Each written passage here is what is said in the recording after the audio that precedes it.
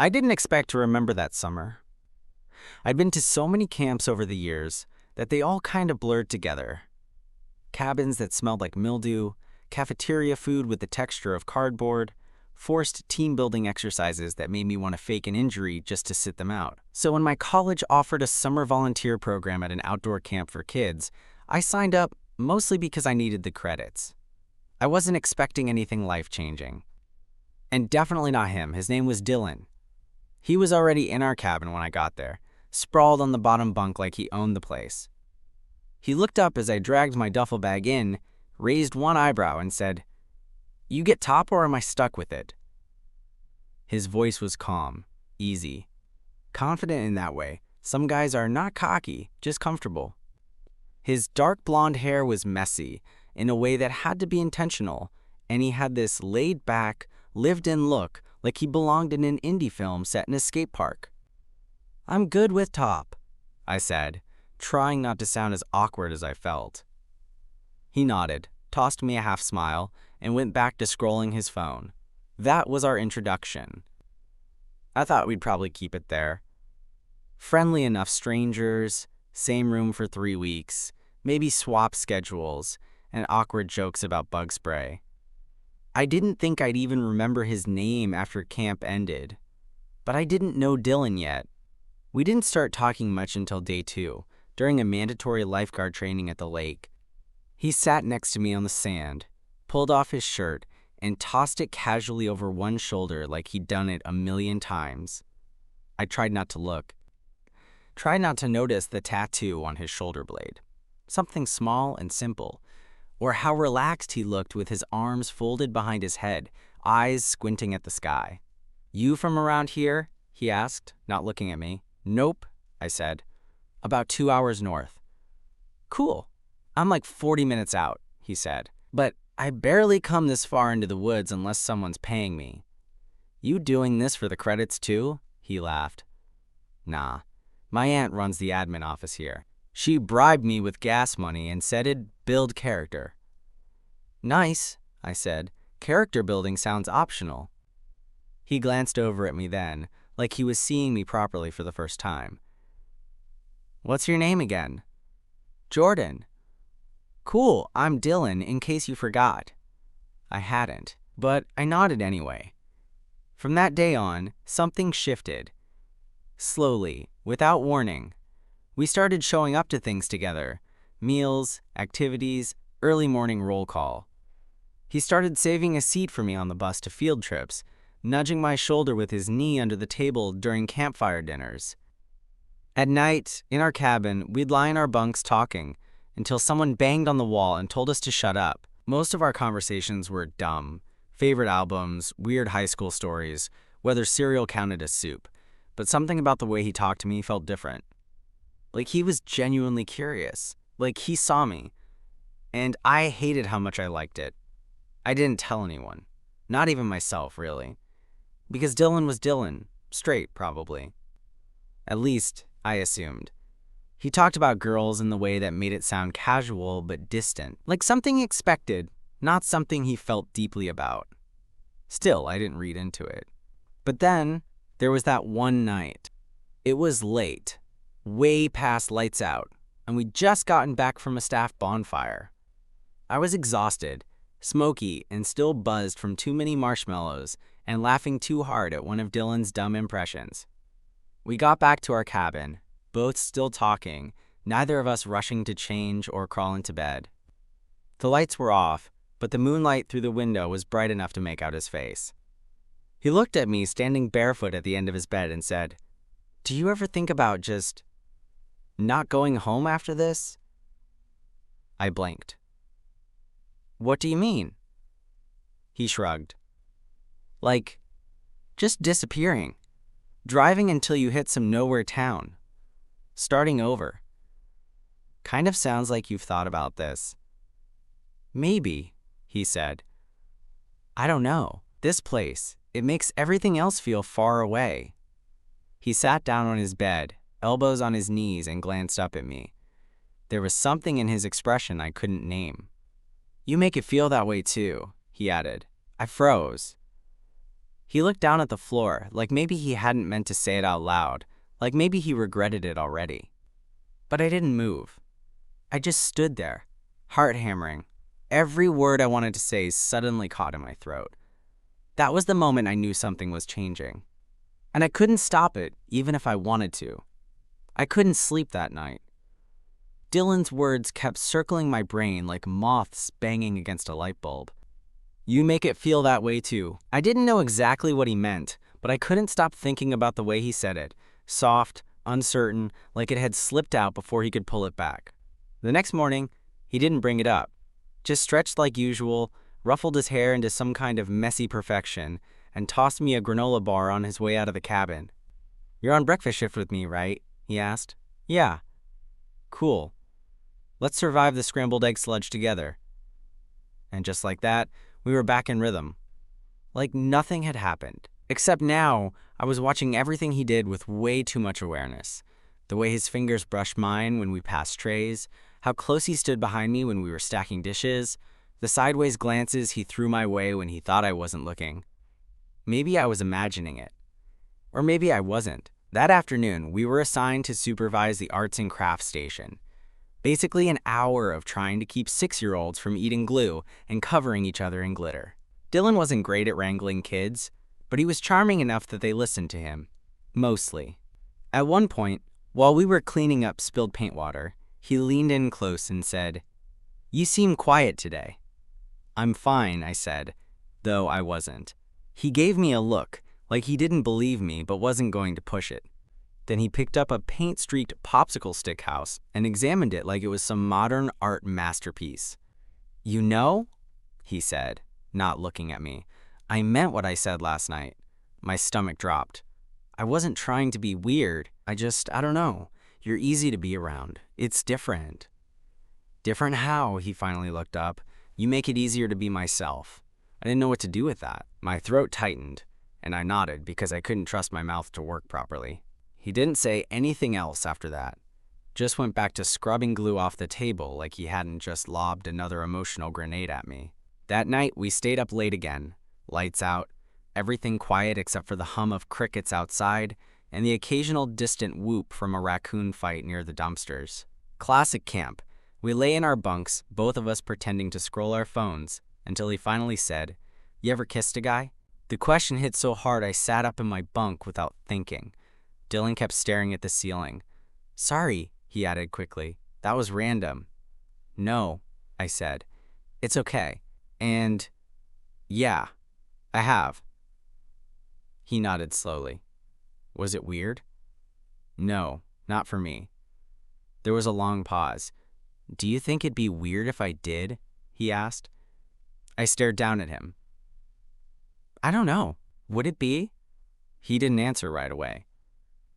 Then, without looking at me, he said, "I think about it sometimes." And I don't know what that means. The air in the cabin felt thick, heavier than the heat outside. I climbed down from my bunk and sat on the edge of his, not sure what I was doing until I was already there. He looked up at me, eyes a little wide, but didn't move. "Do you want to know?" I asked. He nodded, so I leaned in, slow. I gave him plenty of time to stop me. He didn't. Our lips met, soft and uncertain. A brief press. No fireworks, no dramatic music. Just warmth, nerves, and the kind of quiet that meant everything. When I pulled back, he blinked a few times, like he'd forgotten how to open his eyes. "That wasn't weird," he whispered. "No," I said. "It wasn't." He sat up then, our knees brushing. "I don't know what I'm doing," he admitted. "Like, I don't think I'm gay. You don't have to label it." He nodded, chewing on his lower lip. "I just know I don't feel this way around other people." And that was enough. We didn't make a big deal out of it. We didn't define anything. We just sat there, two guys in a wooden cabin in the middle of nowhere, figuring it out one breath at a time. The rest of camp carried on around us like normal. Bug bites, soggy sandwiches, screaming kids. But between us, something had shifted, something quiet, something real. And neither of us wanted it to go away. We didn't kiss again for a while. Not because it was awkward, it wasn't, but because neither of us knew what to do next. We didn't have a plan, no whispered confessions or late-night vows. We just went back to camp life. But it wasn't the same. Not really. There were subtle changes. The way Dylan started sitting closer to me during meals, our legs brushing under the table, and neither of us moving away. The way he'd lean into me when he laughed. How we'd find reasons to end up alone, even if it was just refilling water jugs or helping carry boxes from the mess hall. One morning, while we were setting up paddleboards for the campers, he walked behind me and pressed his hand lightly to the small of my back. Just a second. Just enough to say, "I'm here." It was small, but it sent a current through me that lasted all day. He didn't talk about it. Any of it. He'd joke around, ask about music, or whether I thought the cafeteria meatloaf was an actual health hazard. But he didn't bring up the kiss, or what we were doing, or what it meant. I didn't either, and part of me wondered if I should have. But then came the overnight trip. Each cabin had to do 1 2 days and 1 night at a more remote site deeper into the woods. No cabins, just tents and open fires and compost toilets. Dylan and I were assigned to co-lead ours. 18 kids, 2 counselors, and one mostly useless printed map. We spent the whole day hiking. The trail was brutal, and Dylan ended up carrying one kid's backpack plus our water pack like some kind of mule. By the time we made it to the clearing where we'd set up camp, we were drenched in sweat and barely talking. But that night changed something. Once the kids were zipped into their tents, half asleep from marshmallows and ghost stories, Dylan and I sat by the embers of the fire, passing a single flashlight between us like it was a torch of honesty. He was quiet for a while, poking a stick into the coals. Then he said, "You ever feel like you're on the edge of something, but you don't know what it is?" I looked at him. Yeah. He nodded, like that made sense. That's what this feels like. I didn't say anything. Just waited. He glanced over at me. I've never done this with anyone.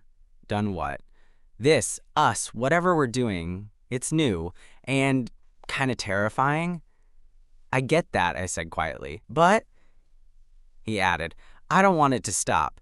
My heart did that annoying thing where it sped up without warning. I don't want it to stop either. He looked at me, eyes soft in the flickering light. Then he scooted closer, knees touching mine.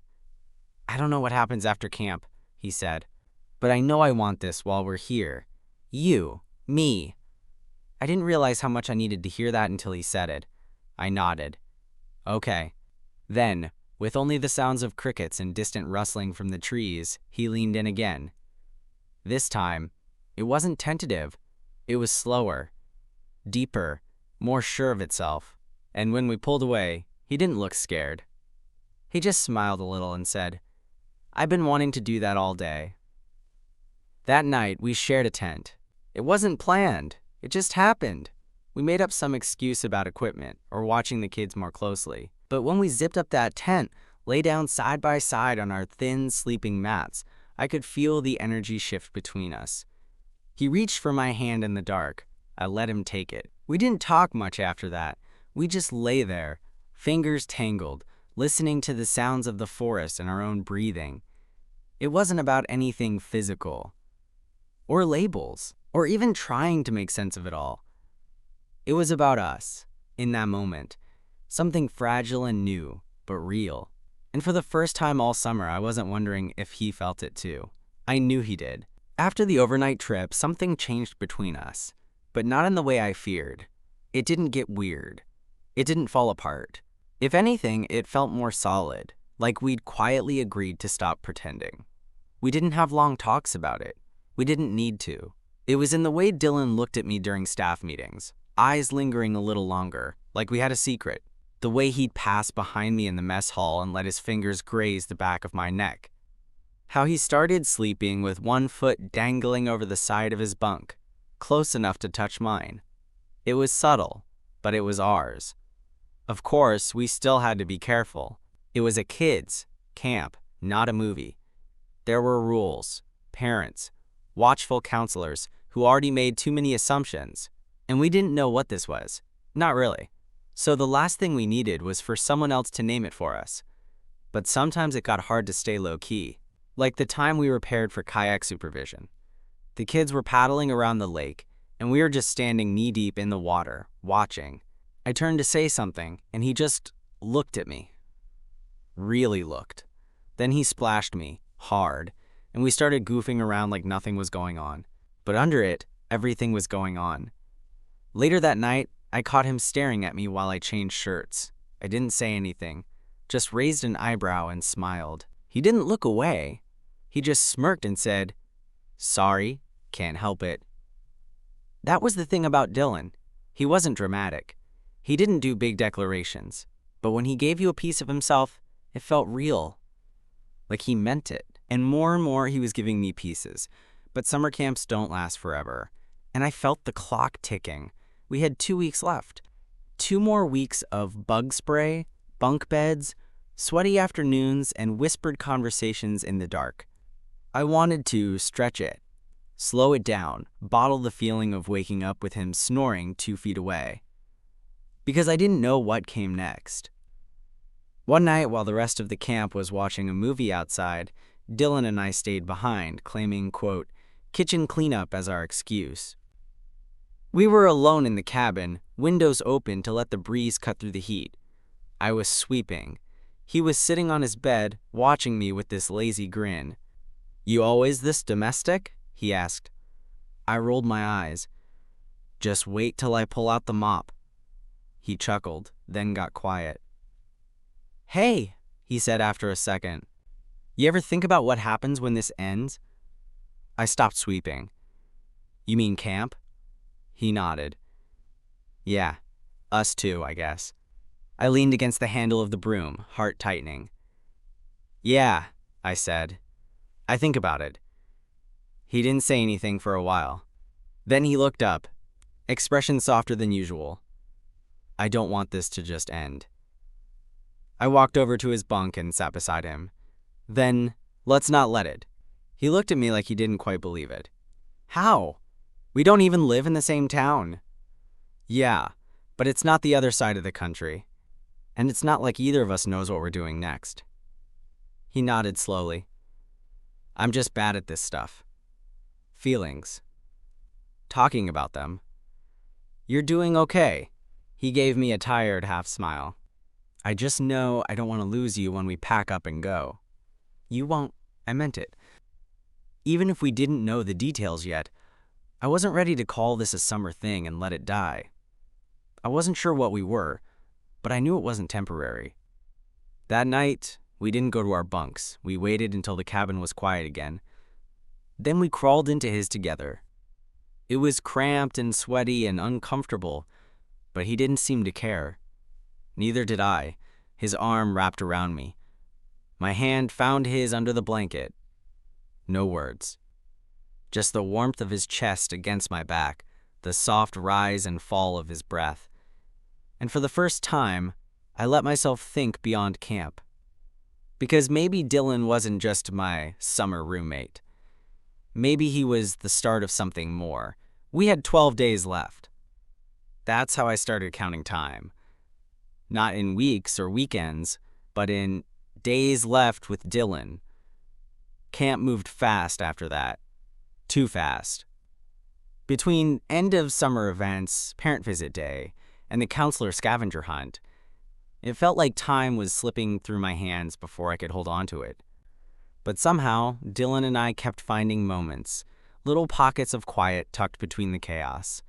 Sometimes it was just a walk back from the lake, him close beside me, our hands brushing and neither of us moving away. Sometimes it was a few extra minutes in the cabin after lights out, whispering in the dark until his voice got sleepy and slow. And sometimes it was more. There was one night, warm, with the smell of pine and campfire still clinging to my hoodie, when we sat outside the mess hall alone. Everyone else had gone to bed or disappeared into their own routines, but we stayed behind, side by side on the wooden steps. "You ever think about how weird this all is?" Dylan asked. I looked at him. "Camp?" "No, us." He smiled faintly. Two guys who didn't know each other a month ago, now sneaking around like a secret couple from a Netflix teen drama. I laughed. You're the one who started it, remember? Yeah, he said, turning his face toward the stars, and I don't regret it. The way he said that, quiet, with just a hint of nerves, hit me harder than I expected. I don't either, I said. Not even a little. We sat in silence for a while, the kind that doesn't feel awkward, just full. Then he nudged my foot with his. Come here. He stood, took my hand, and pulled me behind the building. Away from any windows, any eyes. There, in the dark, he kissed me. Not rushed. Not like we were stealing a moment. It was slower than the others. More sure. His fingers curled in the collar of my sweatshirt. Mine rested on his waist. And when he pulled back, he didn't say anything right away. He just looked at me like I was the only thing that made sense in that whole camp. I've never felt like this with anyone, he finally said. I didn't know how to answer that. So I just touched his face, smiled, and said, Yeah, me neither. After that, something in him loosened.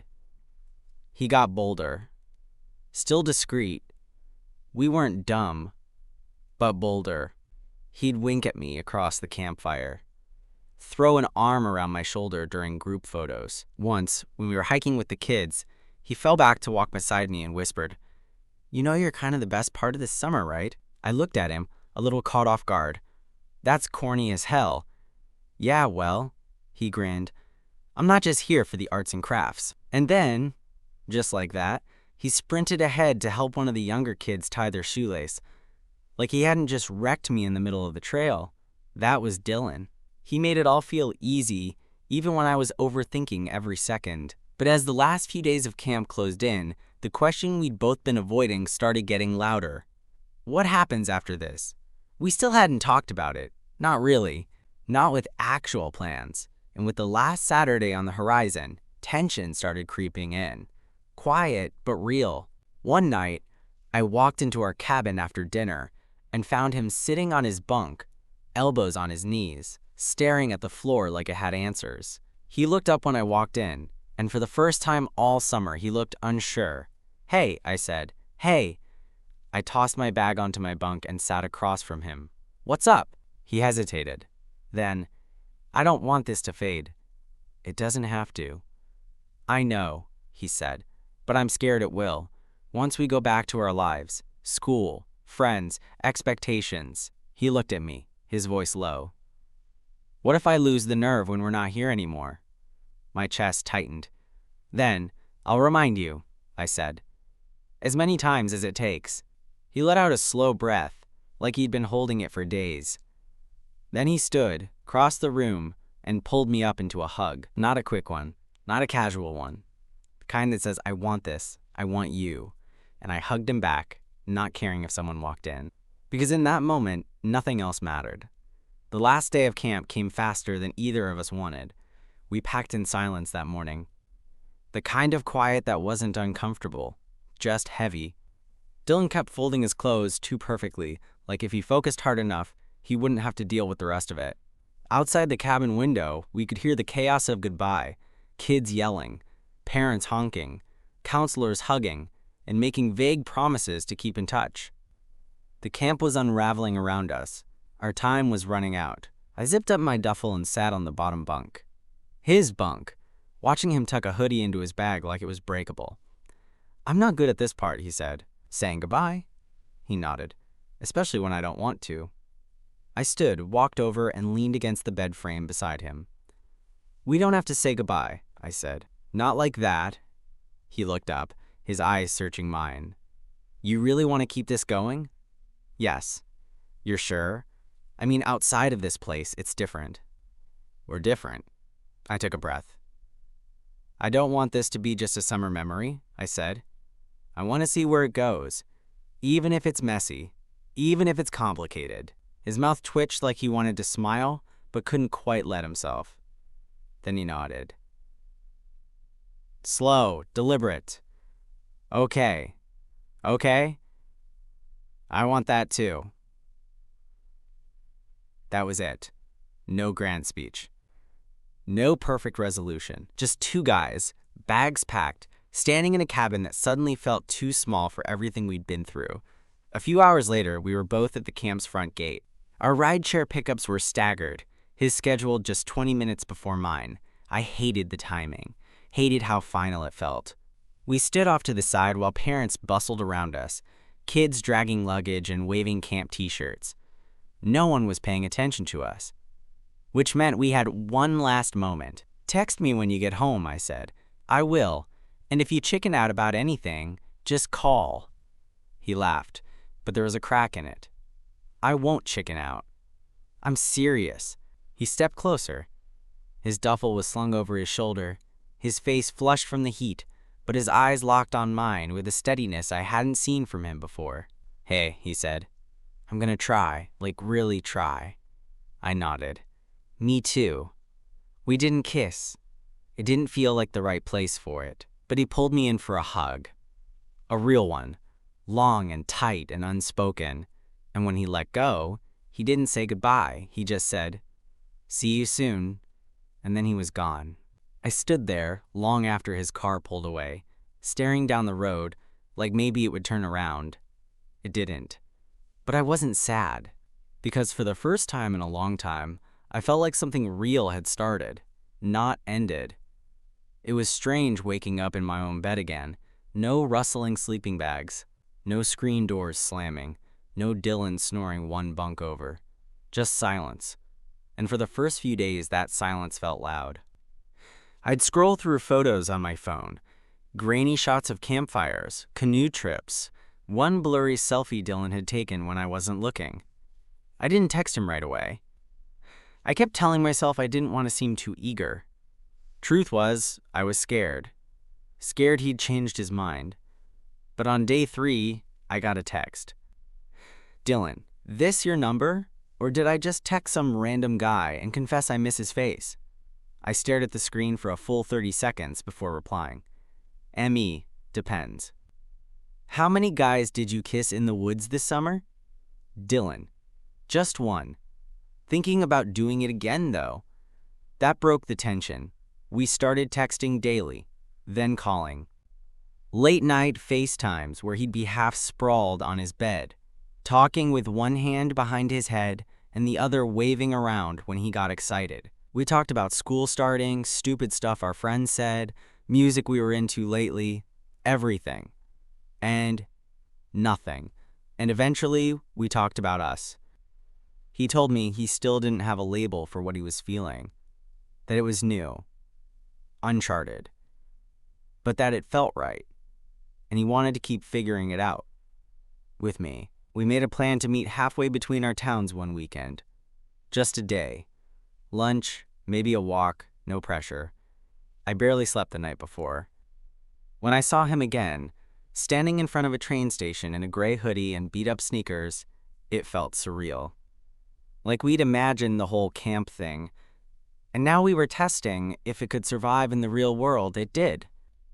The moment he saw me, he smiled, big and honest, and pulled me into a hug like it hadn't been a month. Like we'd just been apart for a few hours. "You look taller," he said, stepping back. "You look like you missed me." I did. The day was simple. Coffee, a bookstore. We walked through a park and ended up sitting on the grass under a tree, our shoulders touching. He reached for my hand without making a big deal of it. And I let him, because that was Dylan. No drama, no big speeches, just real. And slowly, that's how things kept going. Some weekends I'd drive to him, some he'd come to me. We'd talk about everything, and sometimes nothing, but always came back to the thing neither of us wanted to say too soon. Until one day, we were sitting in his room, sharing headphones, watching some dumb movie he insisted was important to my childhood. And out of nowhere, he said it. "I think I love you." He didn't make a big show of it. He just said it. Voice low and steady, like it was something he'd known for a while, but finally had the nerve to say out loud. I didn't hesitate. "I love you too." And that was it. No fireworks. No sweeping music. Just two guys on a bed, sharing earbuds and a memory, finally letting themselves be honest. It started in a dusty wooden cabin with creaky bunks and a thunderstorm outside. And somehow it became this something bigger, something real, something neither of us expected, but both of us wanted.